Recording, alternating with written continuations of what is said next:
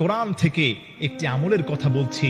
এই আমলটি যদি আপনি 1 সপ্তাহ করতে পারেন, আল্লাহর কসম খেয়ে বলি, অনেক টাকা খরচ করেছেন, অনেক জায়গায় দৌড়াদৌড়ি করেছেন, চেহারার মধ্যে দেখা যায় যে দাগ হয়ে আছে, আপনার চেহারায় অনেক ব্রণ, অতিরিক্ত মেস্তার কারণে আপনি কোথাও যেতে পারেন না। আল্লাহর কসম খেয়ে বলি, এই আমলটা যদি আপনি 7 দিন করতে পারেন, তৎক্ষণাৎ নিজ চোখে আপনি ফলাফল দেখতে পারবেন ইনশাআল্লাহ।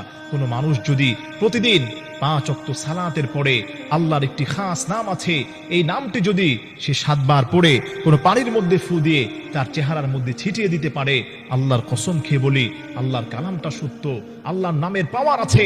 আপনি যদি ইয়াকিন আর বিশ্বাস দিয়ে করতে পারেন, আল্লাহ সুবহানাহু ওয়া তাআলা আপনার মিস্তা, ব্রণ, দাগ, সমস্ত ধরনের জটিলতা থেকে, চেহারার যত রোগ আছে, আপনার সমস্ত রোগ থেকে আল্লাহ তাআলা হেফাজত করবেন। সেই দোয়াটি হলো, আপনি প্রতিদিন প্রত্যেক নামাজের পরে আপনি একটি দোয়া 21 বার পড়বেন, ইয়া নূরু ইয়া নূরু ইয়া নূর।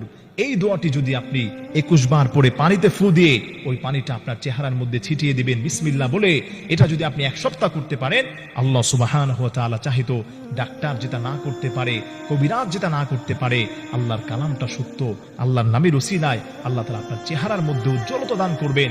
ব্রণ, মিস্তা, সমস্ত ধরনের গোটা থেকে আল্লাহ তাআলা আপনাকে হেফাজত করবেন। আমার প্রিয় ভাইয়েরা, আমার প্রিয় মা বোনেরা, এই বিষয়গুলো মা বোনেরা আপনারা অনেকে অবজ্ঞা করেন, অনেকে মনে করেন যে না, অমুক ক্রিমটা আমাকে কিনতে হবে, ডাক্তারের কাছে আমি দেখাবো। খবরদার, এটা আপনি ভাববেন না। আল্লাহর নামের ওসিলা যদি আপনি একবার একটু তদবির করে দেখেন আর নিজের চিকিৎসা নিজেই একটু করেন না।